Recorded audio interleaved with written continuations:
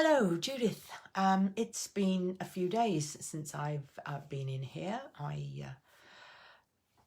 think I said last time that I'd see you tomorrow, but I'd forgotten it was a bank holiday, and I gave myself the bank holiday weekend off. And Mondays for me are busy client days. So yes, this is the first opportunity I've had to get back in here and have a chat with you. And I've just been talking to an actual client now. He was potential when I started talking to him, but I'm going to be starting to work with him next week. And it got me thinking about the hardest decision of all. If you're suffering from anxiety and depression, the hardest thing of all is making that decision that you need help. It's hard to admit for many of us, me included, that I need help or that you need help. So it's hard to admit you need help. And I think when you're suffering from anxiety and or depression, your self-confidence and your self-esteem are low, and you tend to feel it's your fault and that you ought to be able to sort it out yourself. And the fact that you can't sort it out for yourself means that you're in some way inadequate or a failure, or whatever phrase you like to use. It's a sign of weakness. Everybody else is fine. Everybody else is coping, even in normal circumstances. And you may be looking around now and saying, well, everybody else is coping with this fine, and why am I struggling? And of course, they aren't. Even in normal times, everybody else isn't coping. Anxiety and depression are of epidemic proportions in the Western world, in the developed world, should I say. And there are probably lots of people that you know who on the surface are coping really well, but underneath they're not. And we don't talk about it as much as we should. It's, again, we feel vulnerable if we start talking about it, sign of weakness. I can't talk about it to work colleagues and I can't talk about it to the person I work for. People will think less of me. They will think I'm less capable, whatever. We talk ourselves out of it. So we can't talk about it to one another very easily. And we feel it's our fault, therefore we can't ask for help, and we ought to be able to sort it. And then who do you ask? So I, as I say, always say the hardest part for anybody who comes to see me, who I work with, is making that decision. So that's decision number one. I need some help. And then what sort of help? For most people nowadays, and I'm not knocking the NHS, but for most people nowadays, if they go to their GP and say what their symptoms are, they will be offered medication. And that's simply because the GP doesn't have anything else to offer them. Going back a lot of years, I can remember suffering from anxiety and going to my GP and being offered counselling. Yes, I did have to contribute towards the payment of it, but it was available in my doctor's surgery, and they booked it up for me. So, excuse me, I'm going to have a drink. So it was all very easy. I felt safe. I felt, I had the backing of the GP in terms of the person that I saw, and I got a lot of help from it. But nowadays, your GP, as I say, will offer you medication if you don't want to take medication. Or even if you do, it's only going to deal with the symptoms. I'm not knocking medication either. Medication has a part to play. But it isn't a cure. It's only dealing with the symptoms. And for many people, they're facing a lifetime of taking antidepressants. So you go to your GP and you get offered medication, and it's not what you want, or it's not all you want, and you are then left with looking at all of the options that are available. There are counsellors, there are cognitive behavioural therapists, there are psychotherapists, there are hypnotherapists, and. So who do you choose? How do you choose? What's the right thing for you?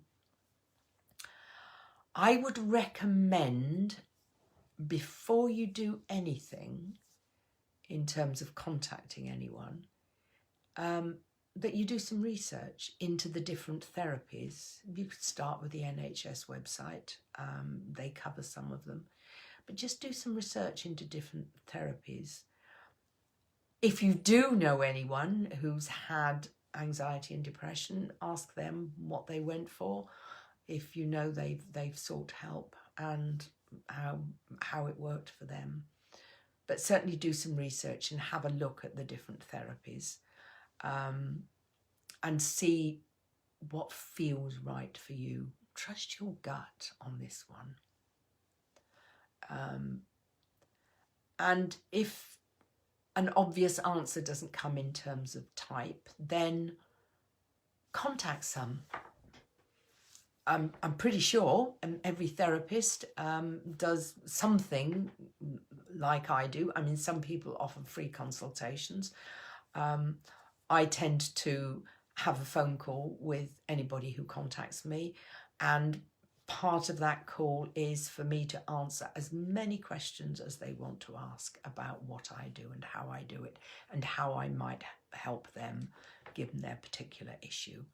So go, if you're looking, what's the difference between a psychotherapist and a counsellor? Well, have a look online, talk to some, and find out a bit more about the therapy. And when you've made that decision, what therapy am I going to try? Then talk to more than one therapist, I would. So again, if you're looking, most of us aren't working face-to-face at the moment, because it's not fair to either the therapist or the client. If I'm seeing several clients a day and you're the last one, then have I wiped down all the surfaces, etc. Yeah, it's just not sensible. So it'll be a free telephone conversation, and as I say, that's what I do anyway. I don't call it a free consultation. It's just a nice chat to find out what's going on with you and give you some idea of what I do, how I do it, and what specifically I might be my approach with you, based upon the little that I know at this point. So talk to them. The two things that are the biggest contributors to getting a successful result with any kind of, I'll use the word therapist as a generic term. The two main things that will determine success are that you believe in the therapy that the person you're working with offers, that you believe that it can help you, and secondly, that you are comfortable working with the person you choose in the end. So the relationship between the client and the therapist is hugely important, and the belief. You may not have a total belief. If you've been suffering for some time, it's going to be hard for you to be totally optimistic and believing absolutely without a question of doubt that this is going to work for you. But you have to have some glimmer of belief. And if I was looking now, I'd look for somebody who gave me hope, which is very much what I'm probably why I do that. Yes, you can. You can feel better. You can feel better sometimes surprisingly quickly. And on top of that, in my case, I will teach you some techniques to enable you to be able to manage your anxiety and or your depression in the future. So it's short-term and long-term hope. So that's what I would look for, which is, as I say, obviously that's why I try to offer my clients. But, you know, you may be looking for something else. So you need to be very clear that the therapy and the person you choose are going to offer that for you. And I don't ask clients to commit to a program of sessions initially. I ask them to book one session with me, which is a paid session. It's a real session in which I would do exactly what I would do if I was planning to work with them longer term. And at the end of it, I ask them the question, you know, does it feel that this is right for you? And am I right for you? And make it very, very clear that a yes is wonderful, but a no is okay as well. Because if you don't believe in the therapy and you're not comfortable with the therapist, it's probably not going to work. So it's a waste of your time and money. It's more time you will go on suffering, and it's a waste of the therapist's time as well. So I am not delighted with a no, but I'm happy with a no if that's the right answer for the person sitting in front of me, actually or virtually at the moment, then that's the right answer. So I hope that's helped. Again, as always, if you have any questions, you can post them in the comments or you can message me directly. And I hope you are well.